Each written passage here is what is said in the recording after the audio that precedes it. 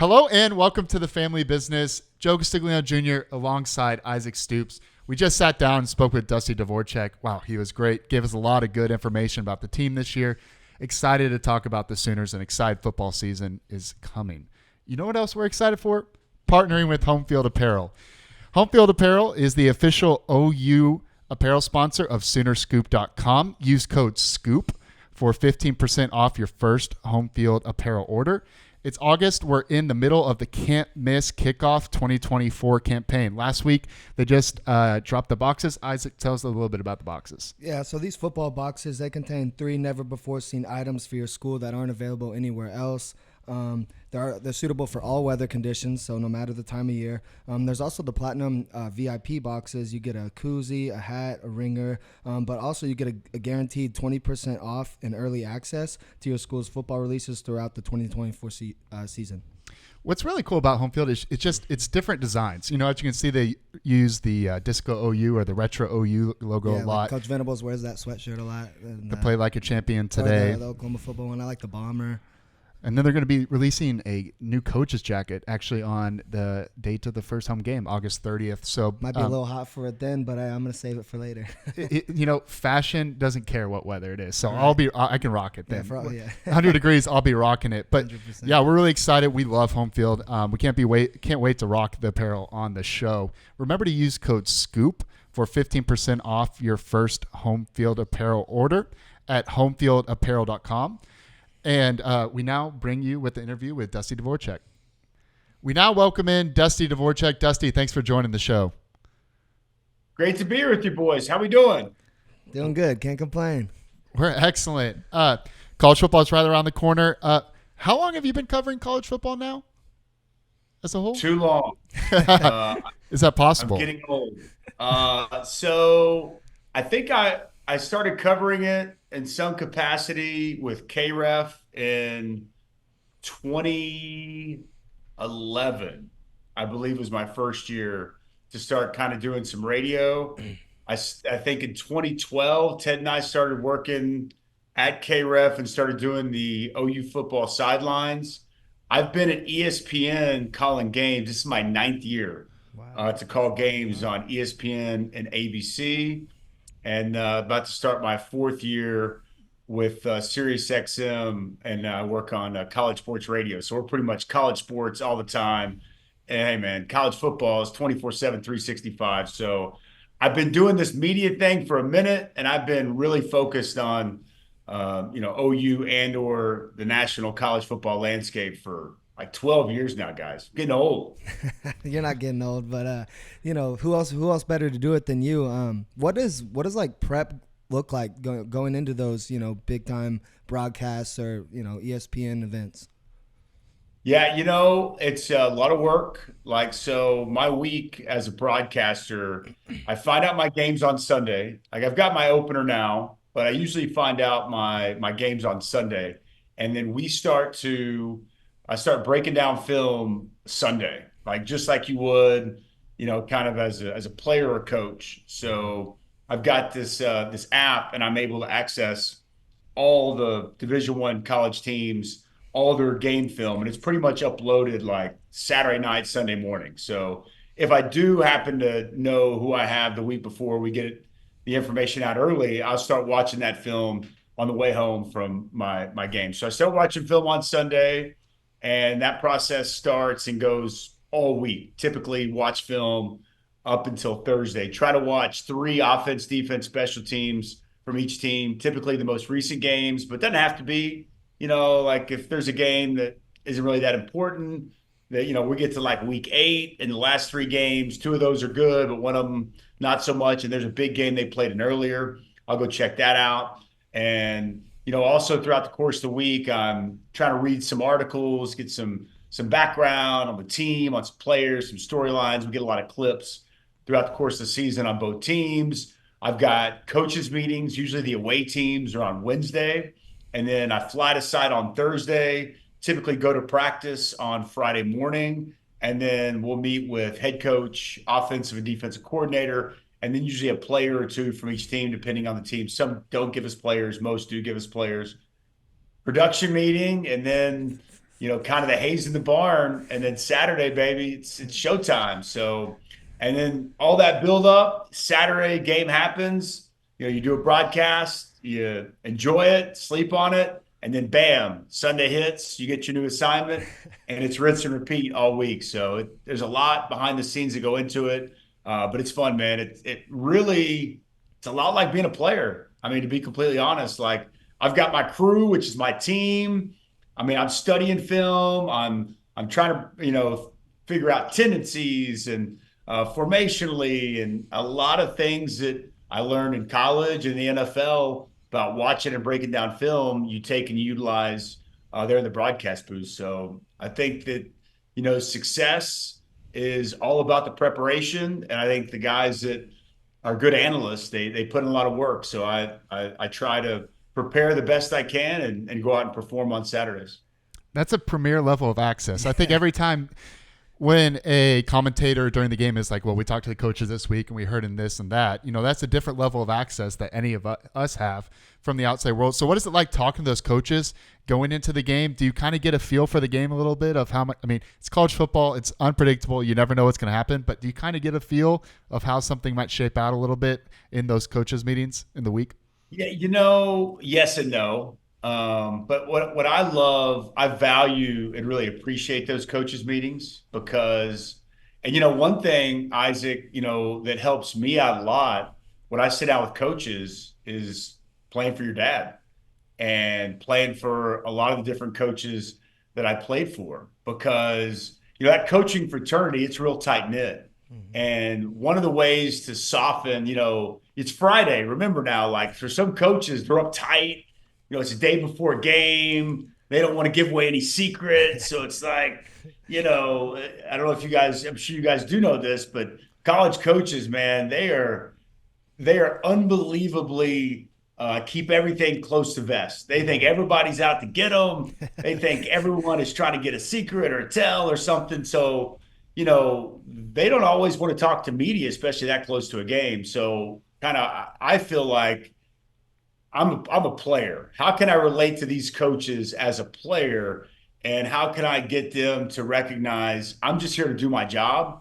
And I'm just really here. I try to promote these schools and these universities. So what I've found is, whether it's Coach Stoops or, it's Coach Venables or, it's Kevin Wilson or any of the coaches that were on staff with me, and there's a tie with these other coaches, I get immediate respect and credibility, bam, right when I walk in the door because of the coaches that I know and that I have relationships with. And I typically try to, look at where these different coaches have been. And if, anywhere along the way I know a coach, and that's a way for me to kind of soften that and alleviate that media aspect and remind them I'm just a football guy, here to talk football. But, some coaches give you good stuff.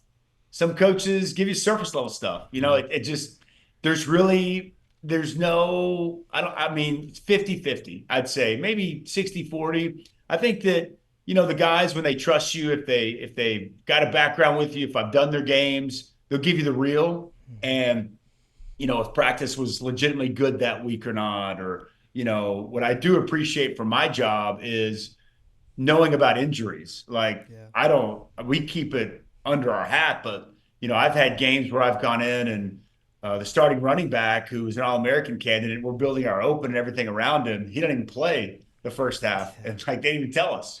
Like they clearly knew. So it's like those kind of things are tough.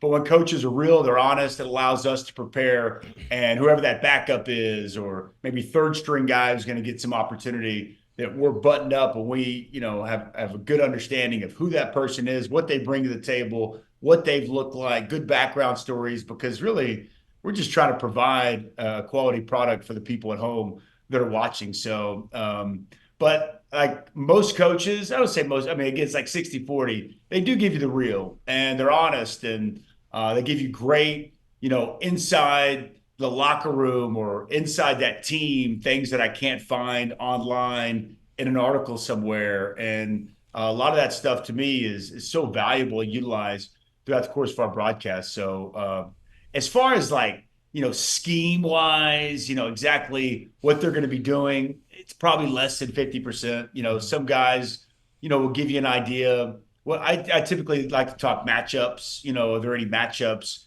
that they really like? I like to get a feel for what they think of their opponent, maybe even sometimes more so than their own players. What have they seen on film? Does it match what I've seen on film against who they're going against? And, you can glean from that, get an idea of their game plan, maybe who they want to exploit, who they want to attack. But I never try to get like state secrets from these coaches the day before a game because, I mean, the paranoia is at about a 10 by Friday. So the last thing I want to do is elevate that paranoia level. So, but I just think talking ball with college coaches, building a rapport with those guys, and most of them, I'd say 95% have a great appreciation for what I do, and so that respect is there, and that's just really cool, man. It makes the job that much more fun, and just really ingrains you into everything that's going on around college football. Yeah, obviously, OU's going in the SEC. That's been the talk of college football lately. You've probably covered, a lot of stuff on it. Have you been out to practice at all recently? Are you allowed to go to practice? I mean, obviously you're an OU great, but you're also, like you said, you got a lot of information on a lot of teams. So Yeah, absolutely. Yes, I have. I've had a chance to get out, and Coach V he's great, man. It's a open door policy, and allows myself and all the former players to go up there. I think that you pick and choose your spots with what you want to share and what you don't want to share. I think that you guys can understand and appreciate that. But it's no different than, Mike Gundy lets me go up to Oklahoma State practice. If I wanted to go down to a lot of different places, if I had the time and the ability, I didn't have three kids that are all starting school, I'd love to get out and see more practices. But, I think that, again, I think it goes back to that respect level, not just at OU I think clearly I played for Coach V. He knows I have nothing but the best intentions for him, this program. And I'm obviously going to be very wise about what I see, but I'd be the same way with any team, to be completely honest. Like, I'm not in the news breaking business. I don't want to be. I'm in the football analysis business, and it does me no good if I burn bridges or lose trust with any coaches. So, but yes, I have had a chance to get out to practice. And if you want to dive deep into what I've seen, I can maybe tell you if Coach Venables has already said it already. But I think that's just kind of that balancing act that we all do. Anyone that's been a former player and in any way affiliated with the media, you can give some, but you don't want to give too much at the same time.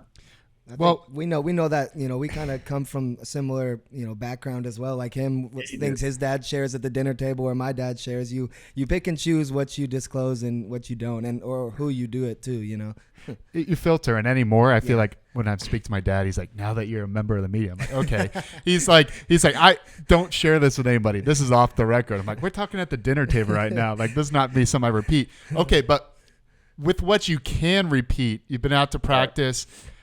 Whether BV's repeated or not, we're in the time of August. Fans are yearning for everything, every little bit of information. What have you observed out there? Or maybe specifically talk about the defensive line. I think that's something that's been retooled going into the SEC. Of course, as a former defensive lineman yourself, you view it in a different lens than others people do. Maybe talk about the young guys, new addition, the big new addition in the middle, and so on.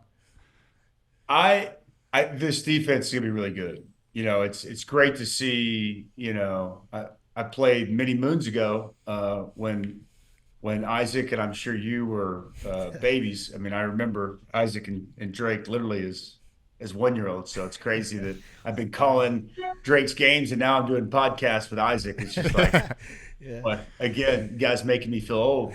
But I'd say it's the best defense, has the chance to be. I don't want to say it's the best defense. They haven't played a game yet. You can, once games happen, then we can start to determine just how good they are. They have a chance to be the best defense probably at Oklahoma, I'd say at least a decade.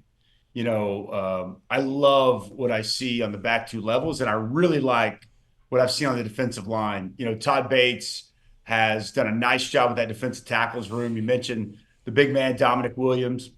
He's so sturdy inside. Like, you can't move him. He's strong, like punch. I'm sure everybody's seen kind of some of the clips that they put out with his squatting. But like some players, you can translate the weight room onto the field and some can't. He can. And it shows up. It showed up at TCU and it's shown up since he's been in Oklahoma uniform. I think that his overall strength and sturdiness is going to be so key. Like, whether he's playing a shade, whether he's playing a head up nose, like you've got to be firm in the middle.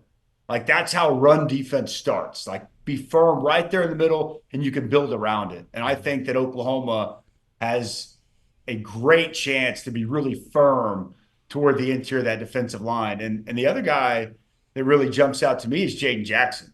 Like, I know David Stone's going to be a really good player too, but Jaden Jackson, man, he is a force inside. Again, just real thick, sturdy, technically sound, tough to move. I've just been going back to springtime and then here again in the fall, just really impressed with what I've seen from him. But, Dejon Terry is a big physical guy. They got 7 300-pound defensive tackles. Year one, when they got here, they had one. Yeah. And I'm not saying that it's size means everything, but like the SEC is a line of scrimmage league. They got big, physical, and athletic dudes. And you just need to have some size. You need to have some mass. And Oklahoma finally has that. And I do really like the depth that they have inside. I'll tell you, the only 300-pounder who we're probably going to see rotating is Grayson Halton. And he's probably flashed more than anybody when I've watched, just creating negative plays. He's really quick side to side and able to penetrate, disrupt, and make negative plays. So I like that. I like that whole group. I love that they've got two extremely talented young DTs in Jaden Jackson and David Stone. And I think those guys are hungry and only want to get better and better. You've got some veteran guys with a lot of experience, and it's a really good mix in that room. And I'm as excited about the D tackles room as I've been in quite a while. On the edge, like to me, and I've said this a lot going back to spring, and I've said it throughout the summer. What a big year for R. Mason Thomas. Like they need him. He is so explosive, first step quickness, like got that twitch to him that he can just beat tackles out of their stance. And he hadn't been healthy at the ankle last year, and he just never really got on track. He's looked good. That needs to continue because they need somebody to be an elite just edge rusher. Like third down, 7, we got to get to the queue, right? You don't want to bring pressure. Can we win up front? And I think R. Mason Thomas is poised and has the chance to have a really big year. They need him to have a really big year. Like everyone loves Ethan Downs, and Ethan looks great. Mm-hmm. Like Ethan looks like a grown man out there, and he's got that high motor.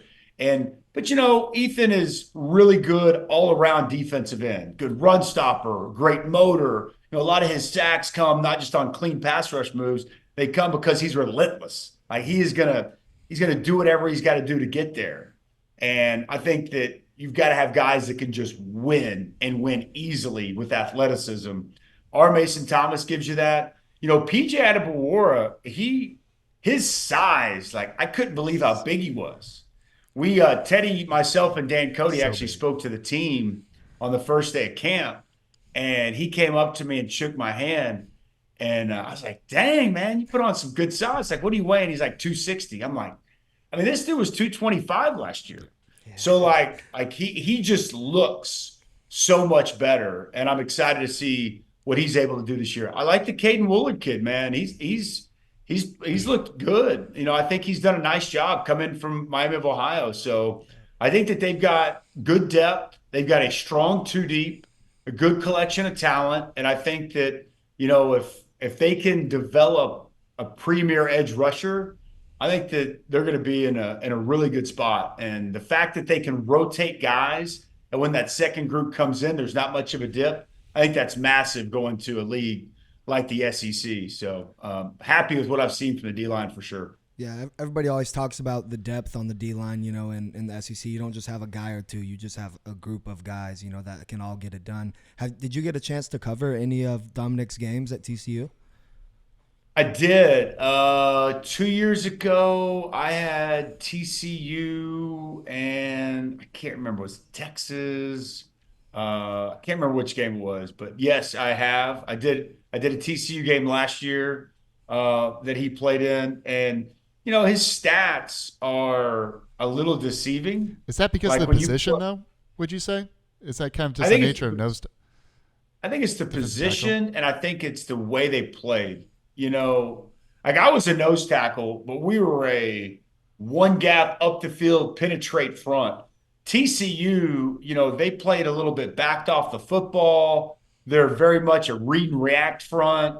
And, he's just a lot of times taking up space, just clogging up an area, forcing two guys to have to block him, which he was doing his job and he'd do it well. But just schematically, the way that they played, it wasn't indicative of these big gaudy numbers. So, like, anyone that like pulls up his stat sheet and like, well, I mean, he only had whatever his stats are.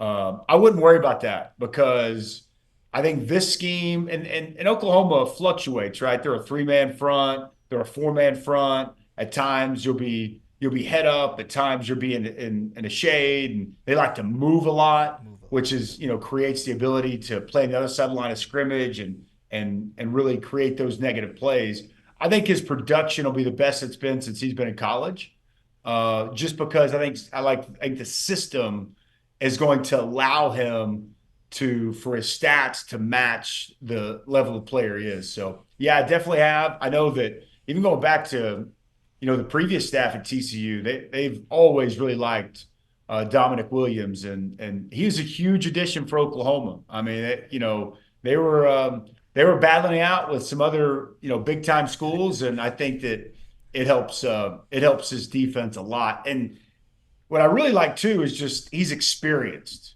Like, I mean, he's a proven guy who's played a lot of football at a high level against quality teams, quality offensive lines. And I think that's important to have a guy like that experience in the room, especially with some of the venues you're going to play out this year and some of the offensive lines they'll be facing.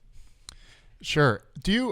Last question on the defense, but you kind of alluded to it a little bit. Do you think the ability to get after the passer is maybe the biggest question mark for this defense heading into this year? I do, yeah. I don't have any questions at linebacker. I mean, they are locked, loaded, and ready to go. I love the linebacking core.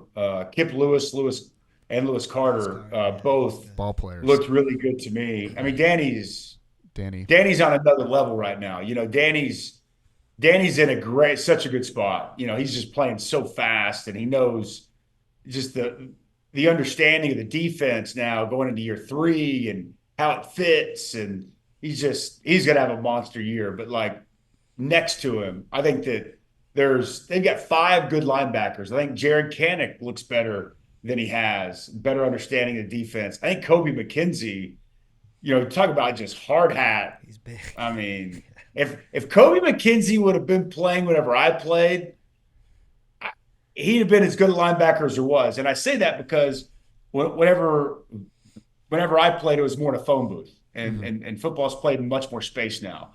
But like downhill, aggressive, knock your face off. I love what Kobe McKenzie brings, and I think he's still figuring out how to play in space.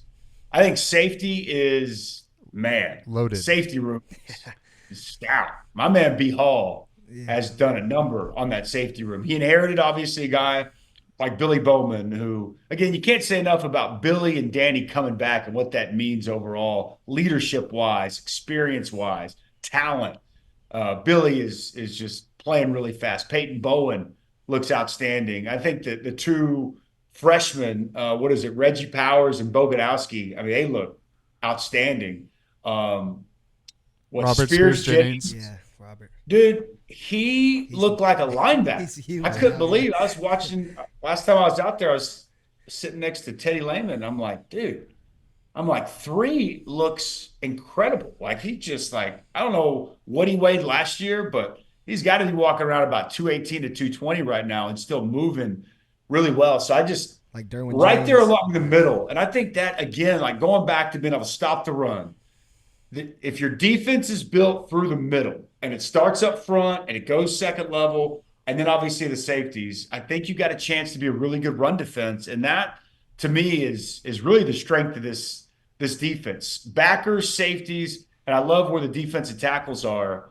And corners, like they've got, the kid from Des Malone from San Diego State. He impresses me with the way he plays. I think Kanai Walker's prime for a massive season. I think they've got, good starting talent, good depth there. And I don't I don't dislike the defensive ends at all. I think that they've got a chance, but elite rushers, I think that it's possible they're there, but I think somebody's got to emerge and be that guy. Like, you'd like to be able to create pressure without having to bring added pressure. Yep. And Coach V is, he's like a mad scientist with some of these pressures he dials up. That's part of the beauty in him, and disguising coverages and not knowing where the pressure's coming from. But it'd also be nice if you just win up front. And to answer your question directly, I kind of went all around the defense, but to answer it directly, if there is a question, I think that's fair to say that's that. Like, who does step up? Can our Mason Thomas be that guy?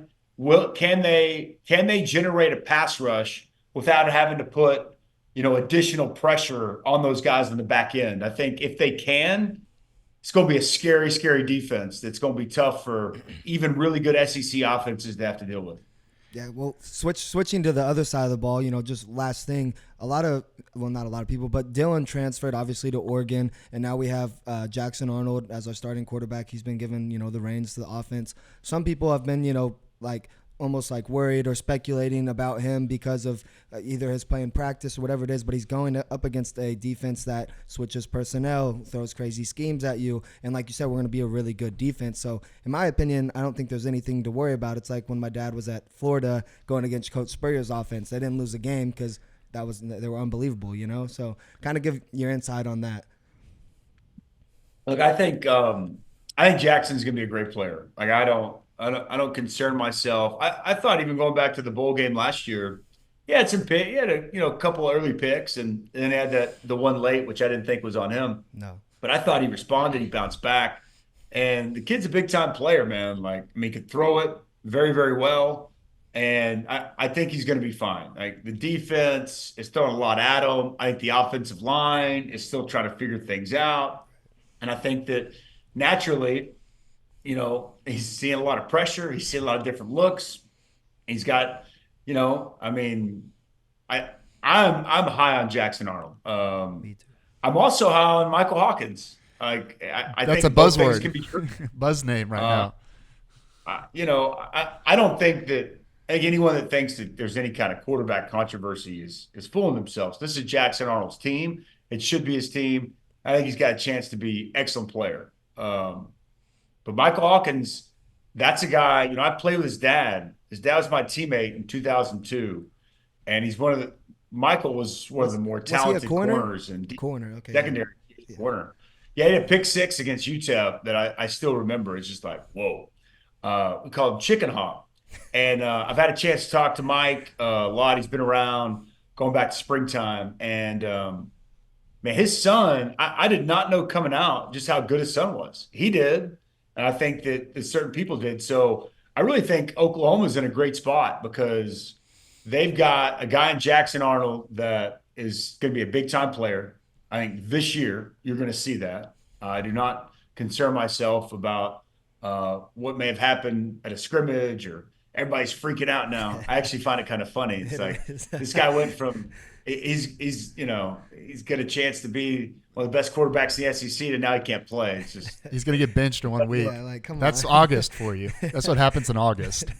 exactly right. And of course, man, you get anybody in local media, or you get these chat rooms fired up, or you get a local radio host to have some hot takes. Everybody's freaking out. I'm not freaking out. I feel good about it. And I feel just good about the room overall because I think Michael Hawkins is going to have a chance to be a legit backup. And I think most would have. And then I think you've got a veteran in Casey Thompson who's played a ton of football and he's had a lot of stops. And I think for both of those guys, what a great asset to have him in that room to talk with them. He's been a starter. He's been a backup. he's dealt with the peaks and the valleys that come with playing that position. And I think that having him in there is great for both of those guys' growth and maturity. So I'm excited about the quarterback room. I think they're going to do a nice job, and I'm just overall excited for Seth Luttrell and for Joe John Finley to see what kind of offense they can put together. And I do think though, like the receiver room, I feel really good about. The running back room, I feel good about. I think Gavin's looked really good. I think Javante Barnes looked the best I've seen him. Like to see him stay healthy. The offensive line, I think that's a group that needs to come together. But I always say this, and Bill I trust. I think Bill Bedenbaugh is one of the absolute best, if not the best, in all of college football. And so I just trust that he's going to get that right. But I do think that is a group that needs to continue to progress throughout fall camp, and I think that they'll continue to progress throughout the early part of the season, because if you want to help Jackson Arnold be the best player he can be, well, I think being able to run the football effectively and then being able to play action off that and protect is a key. So I don't want to say that Jackson's success is totally predicated on the offensive line, but a big part of his success will, be impacted a lot by how quickly that offensive line can gel. They lost 4 starters from a year ago. They got a lot to replace, and there's a lot of new guys that have come in, and I think that they'll get there. But I also think that when you talk about the quarterback position, or anybody that wants to be critical of Jackson Arnold, I think you have to take that into account, because that is a real aspect. And when you're seeing a defense that's going to be one of the better defenses in the SEC every single day, and you're still trying to figure out that offensive line piece, I think that's going to impact, what you see from the quarterback spot as well. I just love August. I love how we're having the conversation of if Jackson Arnold has the number 1 job off some supposed rumors from the scrimmage. I just love August. Yeah. It's just my favorite. And if there's anything we've known about Coach B, is there's going to be some tinkering with that offensive line. I think that's a benefit of the schedule, kind of gradually easing in the way it does with the non-conference games before you have Tennessee at home. So I think there's going to be some tinkering. Knock on wood, there's not any injuries with that, but I think it's it's going to look a little different week 4 or 5 than it is week 1, and not just because of a change. It should, man. The best coaches make adjustments, and you're continually trying to figure out what's the right mix, what's the right recipe. And I think that they'll certainly do that. And I'm going to tell you this, though, that Tennessee game you just mentioned, boy, the Palace is going to be lit. It's going to be on fire for that one. That first initial true SEC game, hype coming back. That's going to be a Tennessee team that, the rankings reflected what OU 16 preseason, Tennessee 15, I think. That's going to be about as good an atmosphere as you're going to find in college football. So, man, it can't get here soon enough. Everybody's chomping at the bit. And we just need games to see so the speculation can die down and people can quit freaking out a little bit. Yeah, we're excited for it too, and we thank you for joining us today, Dusty.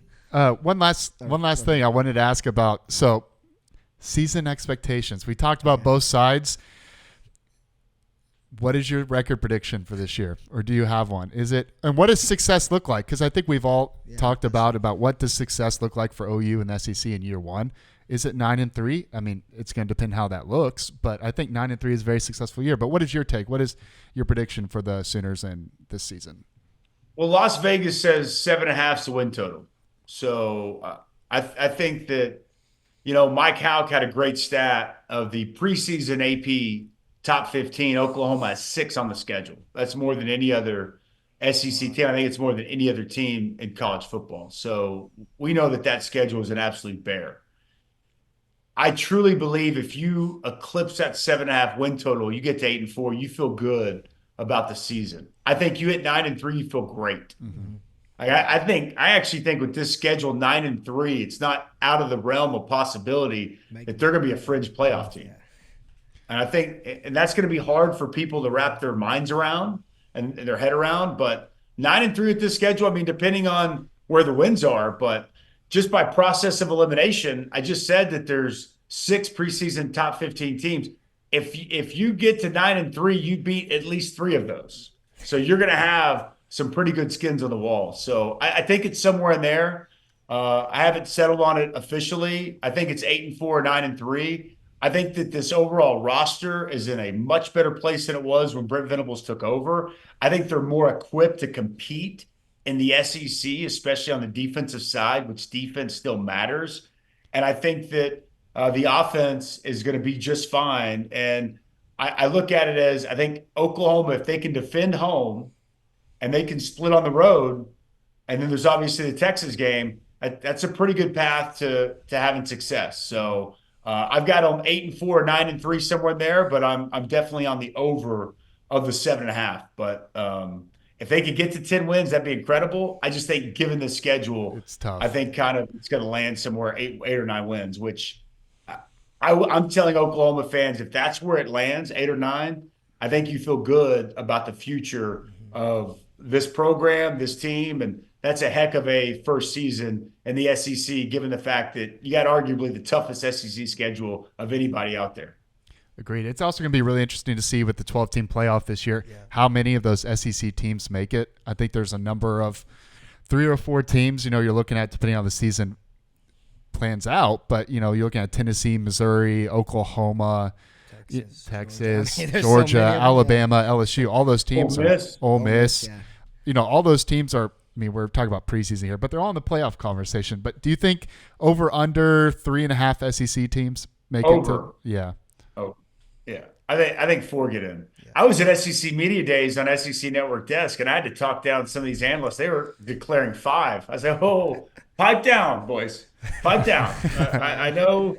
I think it's 4 though. I think 4 wind up getting in, and I think at the top. I do think Georgia's going to be really good.